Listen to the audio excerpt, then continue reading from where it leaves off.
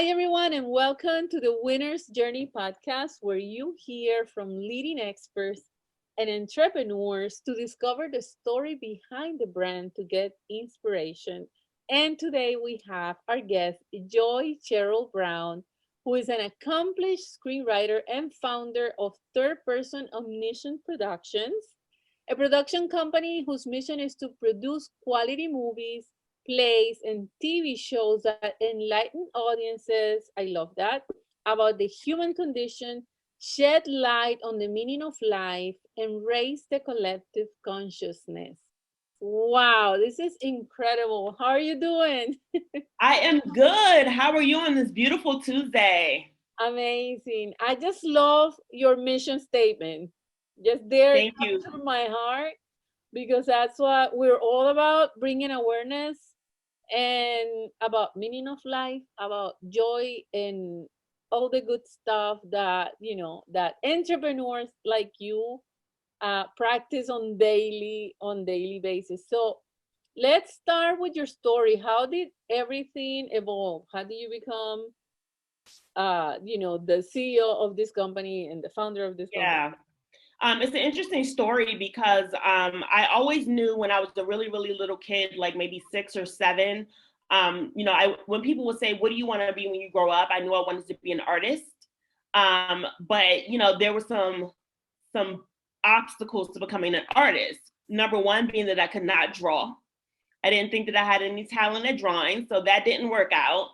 The next, I decided I wanted to be a fashion designer. I started making clothes for my dolls and stuff.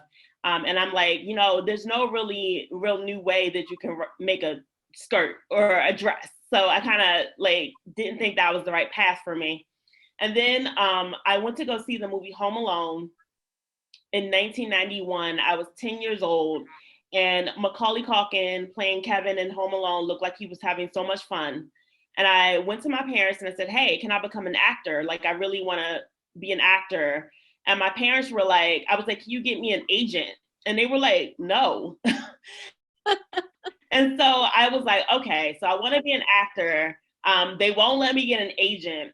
So in my 10-year-old mind, the next step was to write a screenplay myself, act in the screenplay myself, produce the screenplay myself, and then sell it to 20th Century Fox, because 20th Century Fox distributed Home Alone. So it all started when I was 10 years old. I wrote my first screenplay at the age of 10. And then I kept writing screenplays, and I didn't meet an actual screenwriter, a professional who had sold a script till I was like 17.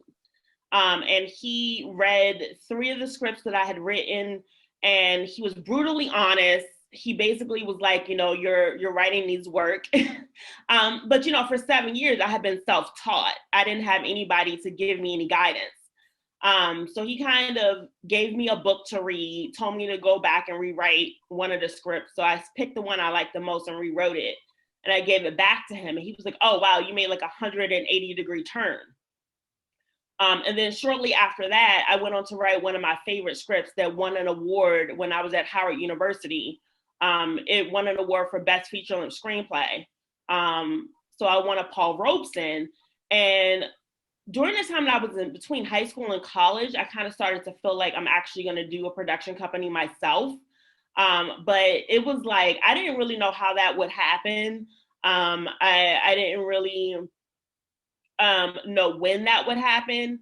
And I started teaching high school in 2008, and I taught high school from 2008 to 2011.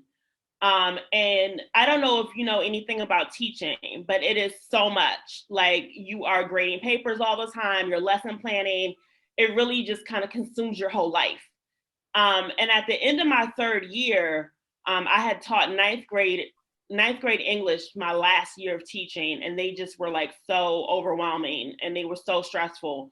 So I was like, you know what? Like, teaching takes up a lot of time from my true passion, which is writing screenplays. I made a short film during the time that I taught high school, but I decided I was going to leave teaching and focus more on what I really wanted to be doing. And like a year later, they gave me money back because when you're a teacher, you have like a 403B plan, which is kind of like a 401k. But once you stop teaching, they like legally can no longer hold that money. So they have to give it back to you.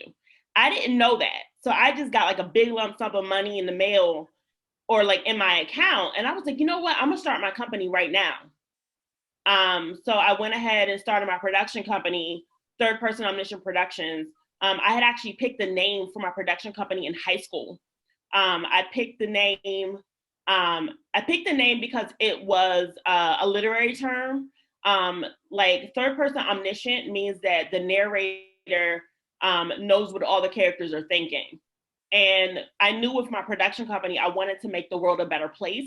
So it kind of came from this position of being a writer and just kind of helping people, figure things out. So that's where the title of the production company came from. And I also picked it because it was difficult to spell. And I knew that it would be a while before I started the company, and I didn't want anybody to take the name. So I picked a name that was a little difficult to spell. Oh my goodness. And by the time that I started the production company, of course, the name was still available. So that's the story behind how I actually got started with a production company, because I just knew, and even when I started the production company, I was still kind of like pitching to other producers to make my stuff. And I realized, I think it was like 2013 2013, I went to a pitch fest in Los Angeles. And I was pitching a few of my scripts. And I remember after the event, like some guy told me, your story is irrelevant because, it's only going to screen in Los Angeles and New York City. And I just was looking at him like, the world is bigger than Los Angeles and New York City. And I knew, like, from that experience that I needed to stop pitching to other people and do it myself. Because I just was like, I'm gonna be hard pressed for people to see my vision. Wow. So I just was like, at that point, I was committed to like, I told myself, stop showing the universe that you're confused. So I stopped pitching to other people. And I just was like, you know what, whatever it takes, I'm gonna do it myself. And around the time that I had started the production company is when I decided to produce my short film NOS, which was based on my hospitalization for psychosis when I was 18. And then when I was 24, I got diagnosed with schizoaffective disorder bipolar type. So I do like little advocacy for mental health and mental illness awareness. And I produced that short film. That was the first project that I produced after officially starting my company. And now it aired on Shorts TV last year in 2020, and it's currently a part of the Amazon Prime membership in OS. Okay. I'm like, sorry, it's like a long story. No, I'm just speechless. Do you know why? Because I realized that you were born for this. Oh. But unlike a lot of people, you knew it from the beginning, which in my case, it took me a little while to figure out what I wanted. You were born with this. You're like 10 years old and you already wanted to do your own company and you created your own. I mean, this is incredible. Thank you. What a gift. And the courage to follow through with this, because it's not easy. Like, yeah, no, it's not easy.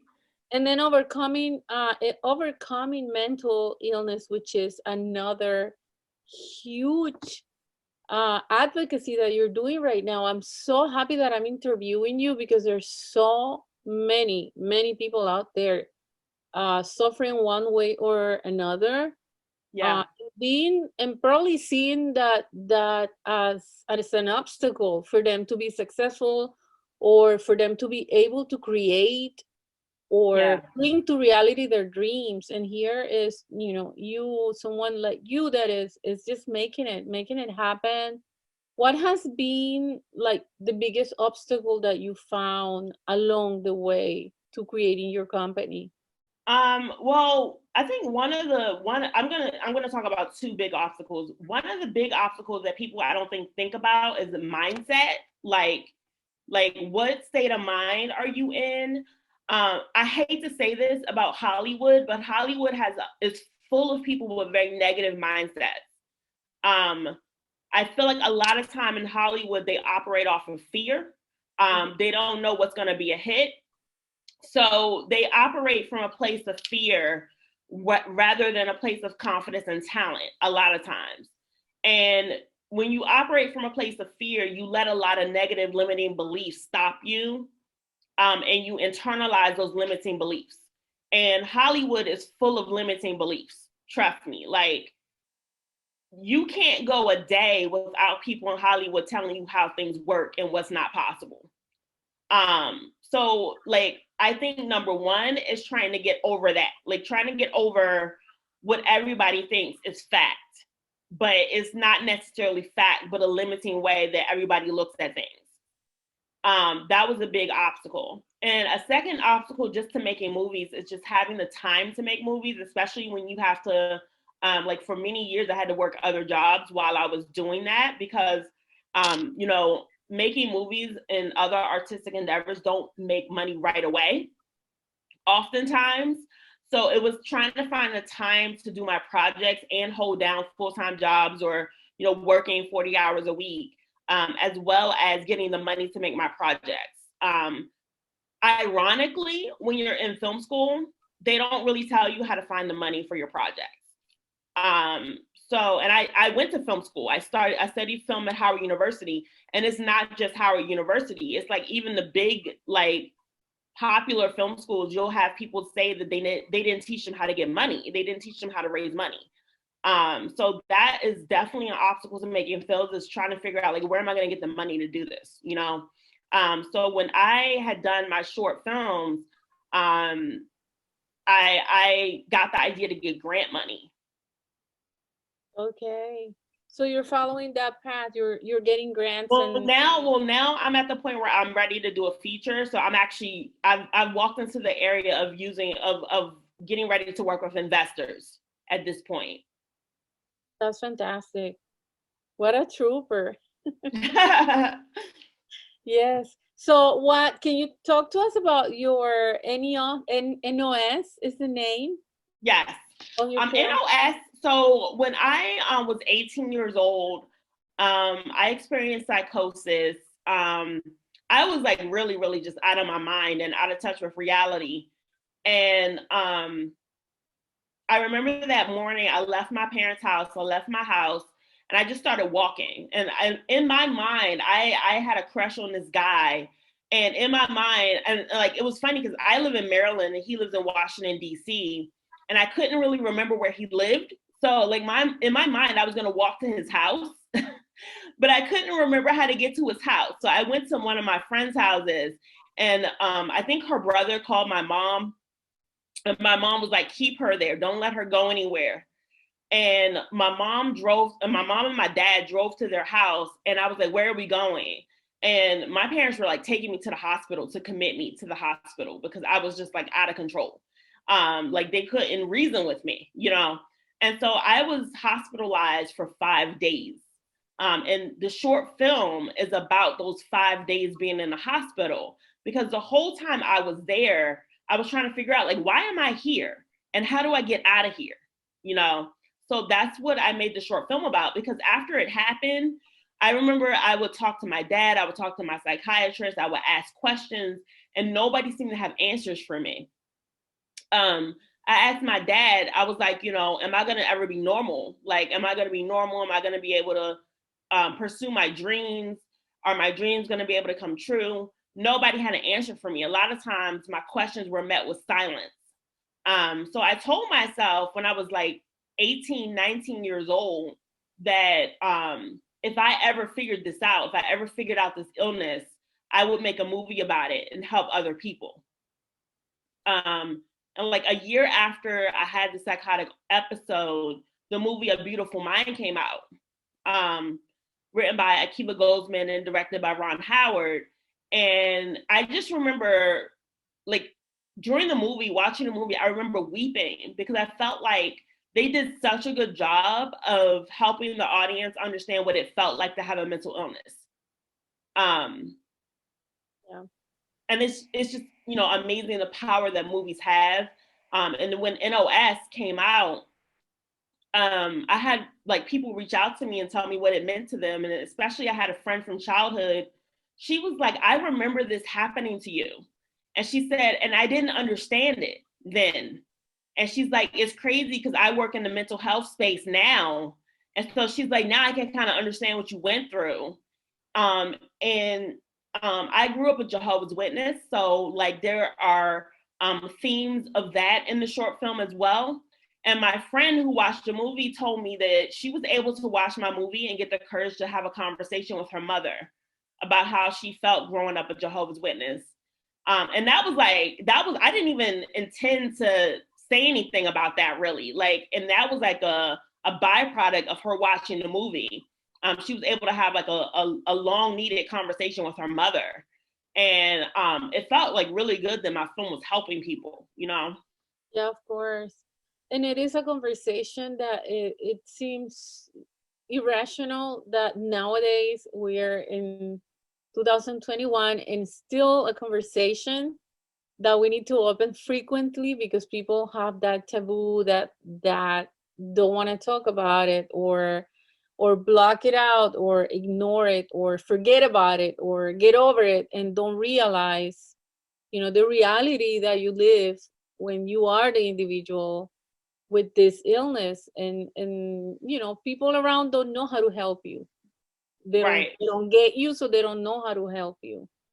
It's like you have to figure it out and like educate the people around you. Like, running a company and being a filmmaker can be incredibly stressful. And psychosis is brought on by stress. So what I've done, I've told all my co-producers and everybody who works with me, everybody knows about it because a lot of them worked on this film with me. And so, a lot of times people in my life will be like, maybe you need to kind of like slow down a little bit, or, I have a tendency to work.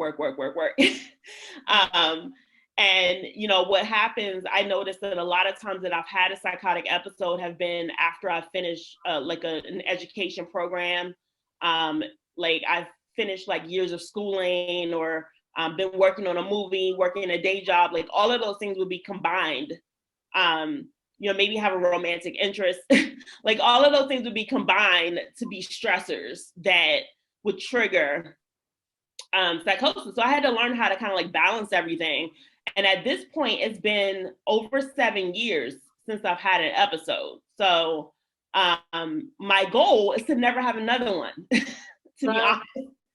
Right. Is there something that you're super busy, you're creating, you have your company. Is there a routine that you keep during the day that helps you? Any techniques, anything that you? Definitely. So when I wake up in the morning, it may alternate. I may either eat breakfast or lunch first, because sometimes like I keep late hours, so sometimes I wake up later in the day.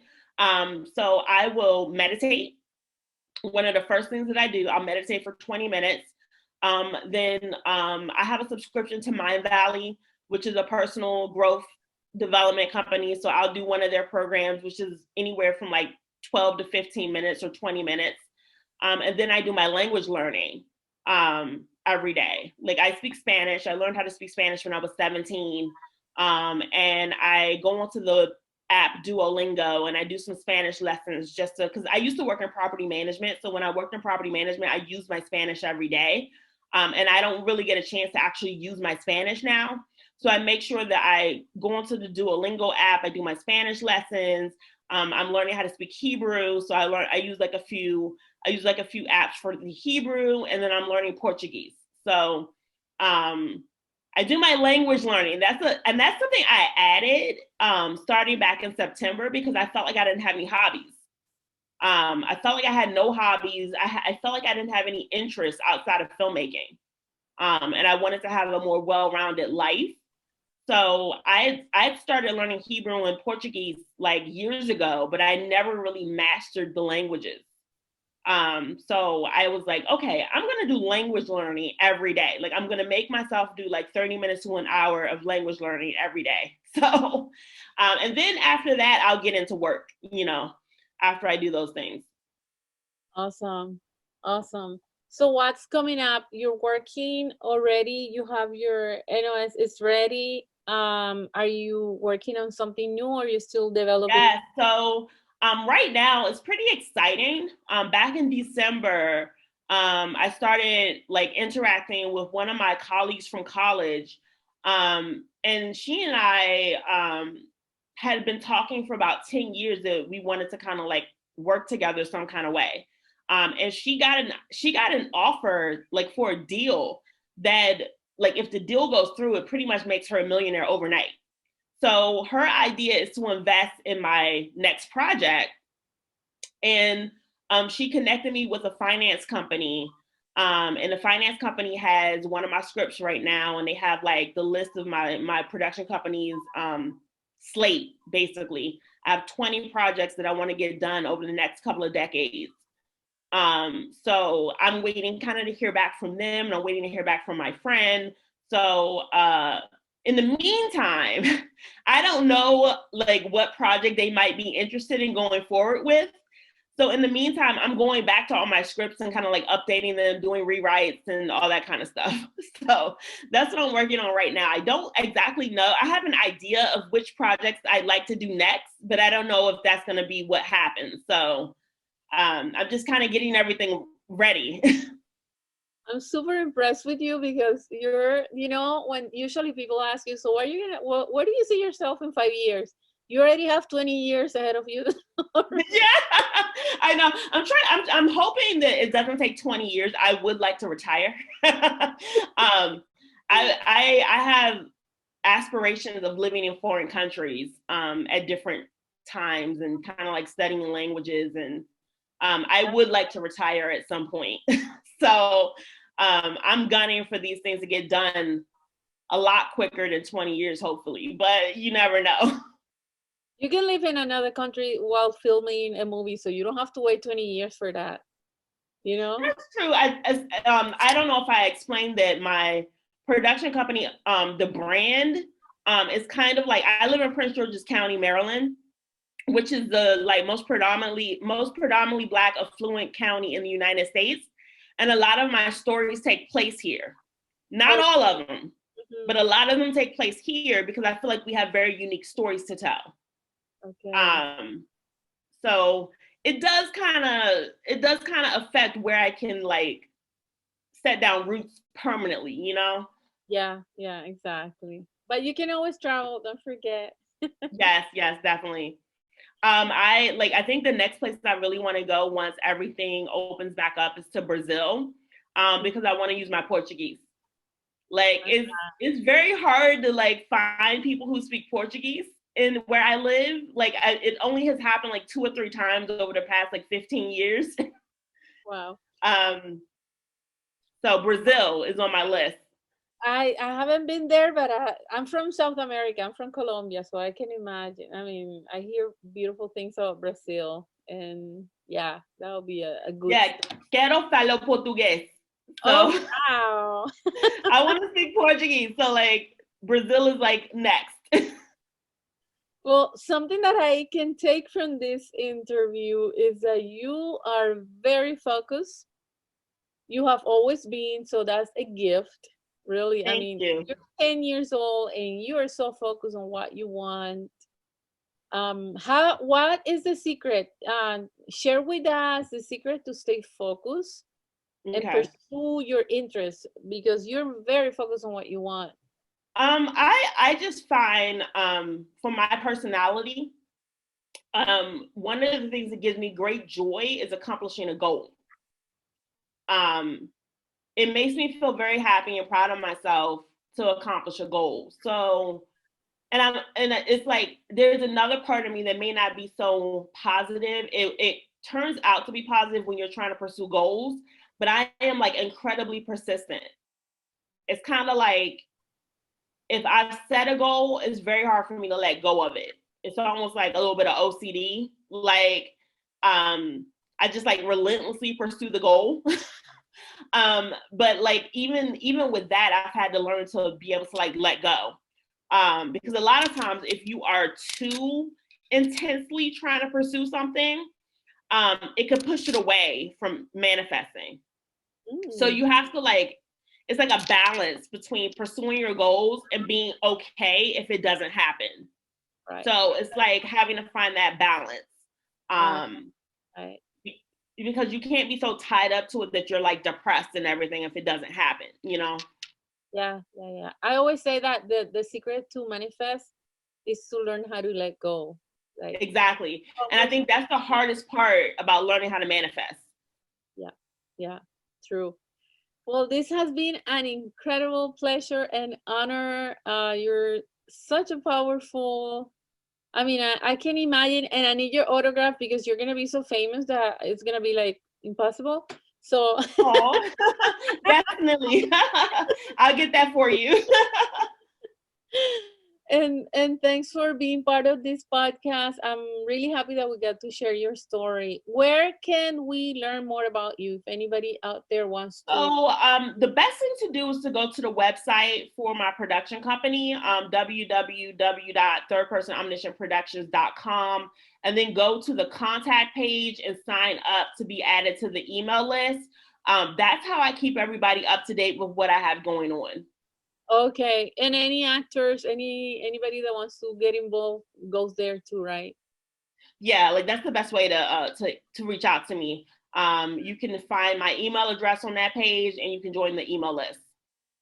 All righty. Or Well, they thank can find me on Twitter at Joy you. Cheriel. We're gonna have all those hashtags down on the description of the podcast. So anybody listening or watching, you can Yeah. go down to the description and And get a. Twitter is better than Instagram for me. I don't always check Instagram. So, Okay, but on Twitter and on Instagram, I'm at Joy Cheriel. okay, all righty. Well, thank you so much for being part of the Journey podcast for this sacred, beautiful moment and co-creating this manifesting little manual for our audience here. And well, I wish you the best on your company, and I look forward to seeing more of your movies. Thank you so much. Thank you so much. Yeah, and thanks everybody for listening and for watching, and stay inspired.